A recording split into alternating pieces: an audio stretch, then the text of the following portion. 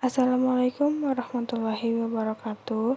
Perkenalkan, nama saya Ririn Wijayanti dari Prodi Pendidikan Biologi kelas A. Saya akan memaparkan materi tentang struktur organ reproduksi tumbuhan.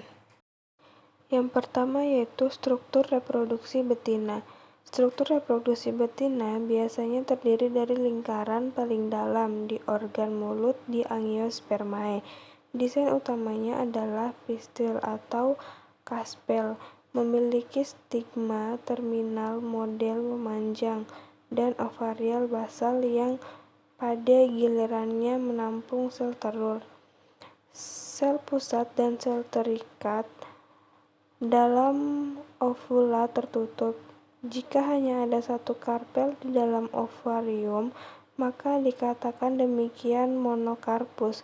Mungkin ada lebih dari satu ovula dalam satu ovarium, dan jika demikian, dikatakan apokarpus jika mereka tidak bergantung satu sama lain jika mereka menyatu.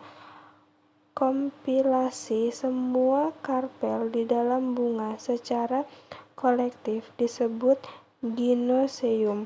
Putik adalah secara kolektif untuk ginoseum dan dapat mengandung satu atau lebih karpel. Basis genetik dari sifat-sifat seperti waktu berbunga dan warna bunga yang berkontribusi perhambatan prapenyerbukan telah dipelajari pada beberapa spesies, dan dalam beberapa kasus telah terbukti terlibat dalam mencegah hibrida rendah diri. Meski demikian, peran seleksi tumbuhan sebagai kekuatan dalam spesialisasi tanaman masih kontroversial. Dalam seleksi seksual, suatu spesies menghasilkan jauh lebih banyak serbuk sari daripada bakal biji sehingga menghasilkan rasio jenis kelamin yang biasa terhadap jantan serta variasi jumlah bakal biji tiap spesies yang bergantung pada spesies lain. Seperti pada hewan seksual tingkat tinggi harus mempercepat evolusi sifat yang bertanggung jawab atas hibridisasi pra dan pasca kawin antar spesies. Jenis ovarium dikenali menurut posisinya sehubungan dengan organ lateral bunga. Ovarium terletak di wadah di atas perian dan androsium, berurutan dengan inferior atau epigni. Ovarium misalnya dari Odil, Narcissus, Pseudonarcissus itu diposisikan di bawah titik-titik yang terlihat dari keterikatan perian dan androsium. Namun, tidak semua epigni memiliki hyperium, di mana ovarium tertutup dalam wadah pada bunga dengan ovarium inferior.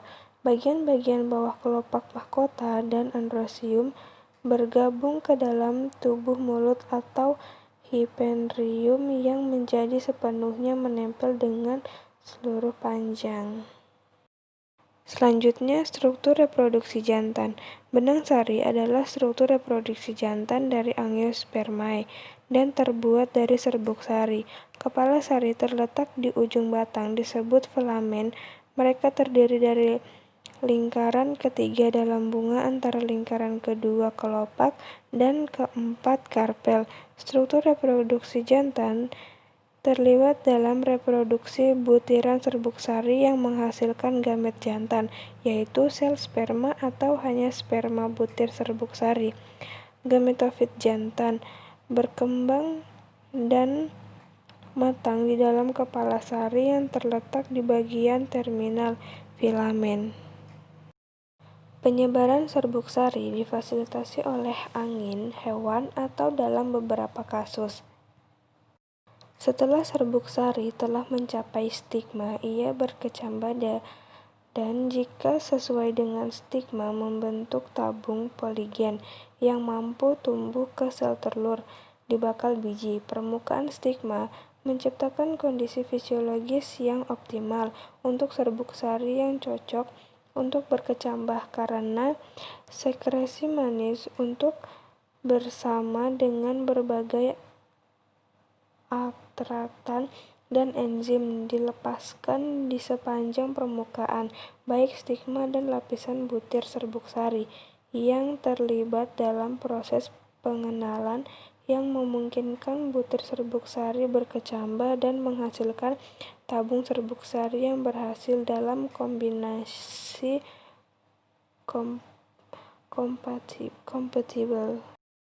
Pada tahap akhir pematangan butir serbuk sari dan segera sebelum bunga mekar, saat pematangan organ jantan dan betina dari bunga, filamen mengalami pemanjangan yang cepat yang mengakibatkan terganggunya elemen Reschreier dalam ikatan pembuluh dan oleh karena itu terhentinya suplai air ke antera, dan dengan demikian proses pengeringan antera dan serbuk sari dimulai.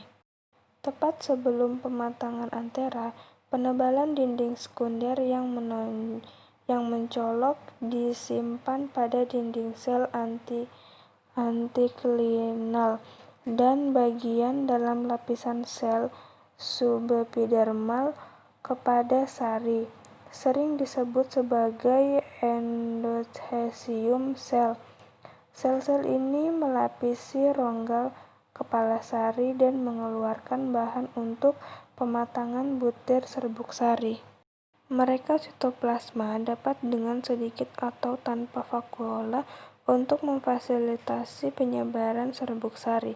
Masing-masing dari dua lobus anter terbelah oleh celah lonjong yang disebut stomium. Penebalan sel-sel endotelium menyebabkan penyusutan tangensial setelah pengeringan anter, yang menyebabkan pecahnya dan pembengkokan dinding antera ke arah luar di stomium. Dengan kata lain, mengeringnya antera menyebabkan mengelupas dan melepaskan serbuk sari.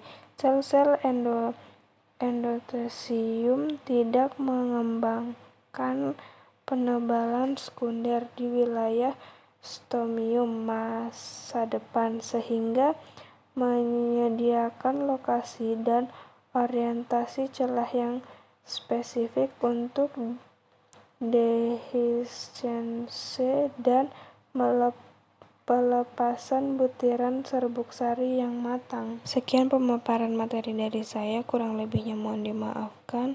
Terima kasih. Wassalamualaikum warahmatullahi wabarakatuh.